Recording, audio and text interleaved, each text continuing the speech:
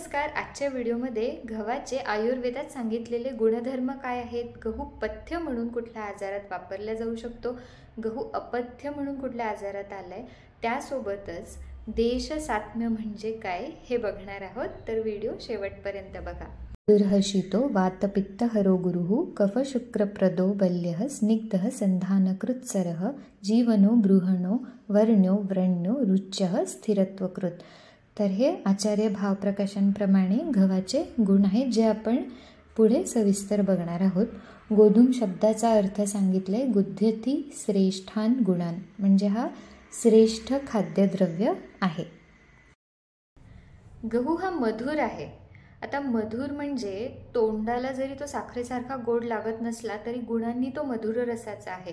आणि मधुर रस असल्यामुळे तो शरीराचा बृहण करतो, म्हणजेच शरीराचा बल वाढवतो, शरीराला स्थिरता देतो.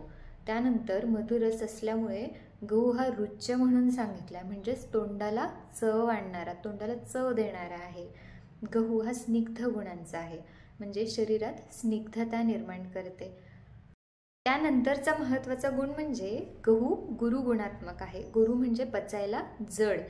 गहू हा वात आणि पित्त दोषांना कमी करतो, पण कफदोष वाढवतो. त्यातल्या त्यात जे नवीन गहू आहेत ते कफदोषाला जास्त वाढवते, कारण ते पचायला सुद्धा जास्त जड असतात. म्हणूनच शक्यतो जुने गहू खायला पाहिजे. ह्या गुणांव्यतिरिक्त गव्हाचे अजून काही विशिष्ट गुणधर्म आहेत, ज्यामुळे गहू हा पथ्य किंवा औषध म्हणून वापरला जाऊ शकतो. गहू हा संधानकर आहे, म्हणजेच तो हाडांना जोडण्याचे काम करतो. तर जसे फ्रॅक्चर झाले असेल किंवा हाडांची झीज झाली असेल, तिथे गहू हाडांना जोडण्याचे, बल देण्याचे काम करतो. मग अशा ठिकाणी पथ्य म्हणून गव्हाची लापशी, गव्हाची खीर खाऊ शकता, किंवा औषध म्हणून दुधासोबत गव्हाची पीठ, डिंक, खारीक आणि हाडजोड चूर्ण तुपासोबत घ्यायला सांगितले, किंवा गव्हाचे लाडू, त्यामध्ये डिंक, खारीक, हाडजोड चूर्ण, तूप घालून सुद्धा खाऊ शकता. तर गहू हा सरगुणांचा आहे, म्हणजेच तो पोट साफ व्हायला सुद्धा मदत करतो. मग ज्यांना मलबद्धतेचा त्रास आहे त्यांनी गव्हाच्या पिठामध्ये भोपळा किंवा कुठलेही फळभाज्या, पालेभाज्या घालून त्याचे ठेपले खायला पाहिजे, त्यांनी मदत होईल. किंवा ज्यांना शौचास खूप जास्त कडक होते, त्रास होतो, त्यांनी चपाती करताना जे आपण साधं तेल लावतो, खायचं तेल वापरतो, त्याच्याऐवजी थोडं एरंडीचं तेल लावून घडीची चपाती करून खाल्ले तर जास्त फायदा होईल. गहू हा वृक्ष आहे, म्हणजे शुक्रधातूला वाढवणारा किंवा शुक्रधातूला बल देणारा असा आहे. त्यामुळे जे अपत्य प्राप्तीसाठी किंवा मूल होण्यासाठी प्रयत्न करतायत त्यांनी त्यांच्या जेवणामध्ये गहू, उडदाची खीर, तूप घालून खाल्ले तर फायदा होईल. नुकतंच डिलिव्हरी झालेल्या किंवा प्रसूत स्त्रिया ज्या आहेत त्यांना दूध वाढवण्यासाठी, स्तनपान करण्यासाठी गहू, तांदूळ, जव आणि सातूचे पीठ, त्यात शतावरी चूर्ण घालून ह्याची लापशी घ्यायला सांगितली आहे. त्याच्याने दुधाचं प्रमाण, स्तन्याचं प्रमाण हा वाढतो. काही असे आजार आहेत की ज्याच्यात गहू खायचं की नाही, गहू चांगलं की वाईट, हे खरं तर कन्फ्युजन आहे.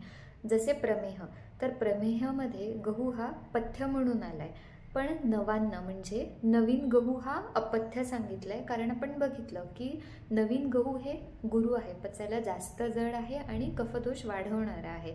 म्हणून काय करायचं की जुने गहू खायचे. दुसरी गोष्ट काय करायची की जे गहू आपण दळायला देतो चक्कीमध्ये, तर दळण्यापूर्वी मंद आचेवर गहू कोरडेच भाजून घ्यायचे. अग्निसंस्कारामुळे गहू हे पचायला अजून हलके होतात. मग घडीची चपाती म्हणजे तेल लावून चपाती, किंवा खूप तूप, तेल टाकलेले पराठे, पुरी, हे सगळं खाण्यापेक्षा गव्हाचे फुलके खायचे. कारण गहू हा स्वभावतःच स्निग्ध आहे. तर प्रमेह रोगींमध्ये अजून वेगळं तेल, तूप लावायची गरज नाही, तुम्ही फुलके खाऊ शकता. बाकीचे धान्य जे आहेत, जसे ज्वारी आहे, बाजरी आहे, ह्याचासुद्धा जेवणामध्ये समावेश असावा.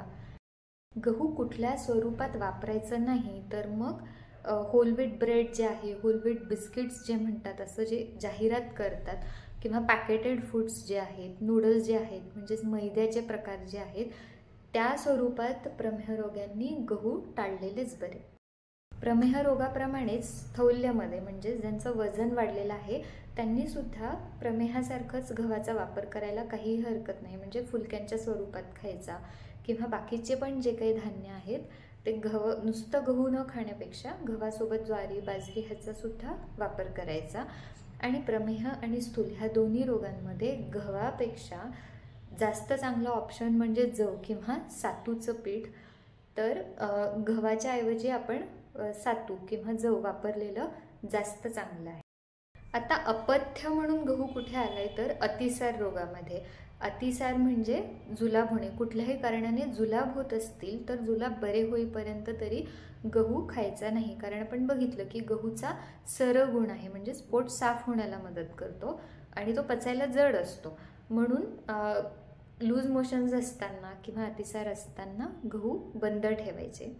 त्यानंतर ग्रहणी नावाचा आजार आहे, ज्यामध्ये शौचाला पातळ होणे, आव पडणे आणि मध्येच मलबद्धता म्हणजे पोट साफ न होणे असा क्रम चालू राहतो. तर हा सुद्धा एक पचनाचाच विकार आहे आणि ह्यामध्ये गुरु अन्न म्हणजे पचायला जड असलेले पदार्थ खायचे नाही असं सांगितलंय. त्यामुळे गहू हे जोपर्यंत तुमचं पचन सुधारत नाही, योग्य ते औषधं घेऊन पचन सुधारलं की मग गहू खायला काही हरकत नाही. आता ग्रहणीसारखेच लक्षण असलेले हल्ली जे आपण ऐकतोय ते म्हणजे इरिटेबल बॉवेल सिंड्रोम, सिलिॲक डिसीज, त्यानंतर स्पेसिफिकली गव्हाची सेन्सिटिव्हिटी असलेले किंवा गव्हाची ॲलर्जी, खाल्ल्यावर गहू पचत नाही असं ज्यांना होतं तो आजार म्हणजे ग्लुटेन सेन्सिटिव्हिटी. तर ग्लुटेन हा गव्हातला एक घटक आहे आणि काही जणांना त्याची ॲलर्जी असते. तर ह्या सगळ्या कंडिशन्समध्ये सुद्धा गहू बंद ठेवायला पाहिजे. हे सगळे सुद्धा पचनाचेच विकार आहेत. योग्य ते औषधं घेऊन पचन व्यवस्थित झालं की मग गहू हळूहळू पचायला लागतो. पण जे गव्हाचे रिफाईंड प्रोडक्ट्स आहेत, जसं मैदा म्हणतो किंवा पॅकेटेड फूड आहेत किंवा जे काही बेकरीचे पदार्थ आहेत, ब्रेड, बिस्किट, खारी, तर हे मात्र कायमचं बंद ठेवायला लागतं. एखादा पदार्थ जर खूप खाल्ला गेला आणि त्याच्यामुळे जर अजीर्ण झाले तर कुठला पदार्थ खाल्ल्यावर तो अजीर्ण बरा होईल तर ह्याची सविस्तर माहिती आयुर्वेदात सांगितली. आज आपण गव्हाबद्दल बघतोय. तर गव्हामुळे किंवा गव्हाचे जे काही पदार्थ जास्त खाल्ले गेले किंवा त्याच्यामुळे जर अजीर्ण झालं तर त्याच्यावर उपाय म्हणून काकडी खायला सांगितली आहे. आता देशसात्म्य म्हणजे काय ते बघूया. आयुर्वेदात सांगितलंय की तुमचा जो देश आहे, देश म्हणजे तिथे परिसर किंवा ज्या भागात तुम्ही राहता आणि तिथे जे पिकतं तेच तुम्ही खाल्लं तर ते तुमच्यासाठी जास्त हितकारक आहे. तर जर आपण महाराष्ट्रात बघितलं तर नुसतंच गहू पिकत नाही, तर काही पारंपरिक जी आपली धान्य आहेत जसे ज्वारी आहे, बाजरी आहे, कोकणात तांदूळ आहे, नाचणी आहे, तर हे सगळं पिकवलं जातं. मग नुसतंच गहू न खाता हे बाकीच्या धान्यांचा सुद्धा तेवढाच वापर झाला पाहिजे. बरेच जण दुपारचं जेवण त्यांच्या ऑफिसमध्ये किंवा मग मुलं शाळेत जातात, शाळेत डब्बा खातात, तर मग डब्यात तुम्ही जर चपाती दिली कारण ते जास्त सोयीचं ठरतं, तर मग रात्रीच्या वेळेला गरम गरम भाकरी खायची. मग ते थंडी असेल तर बाजरीची भाकरी खाऊ शकता, बाकीच्या वेळेस ज्वारीची भाकरी चालते. उन्हाळा असेल तर नाचणीची भाकरी, उपवास असेल तर राजगिऱ्याची भाकरी. तर असं वेगवेगळ्या धान्यांचा वापर करायचा.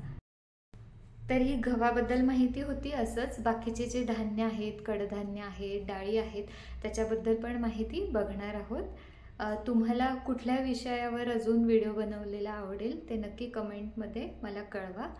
आजचा व्हिडिओ कसा वाटला, ह्यात काही शंका असतील तर ते कमेंटमध्ये नक्की विचारा. धन्यवाद. सर्वे जनः सुखिनो भवन्तु.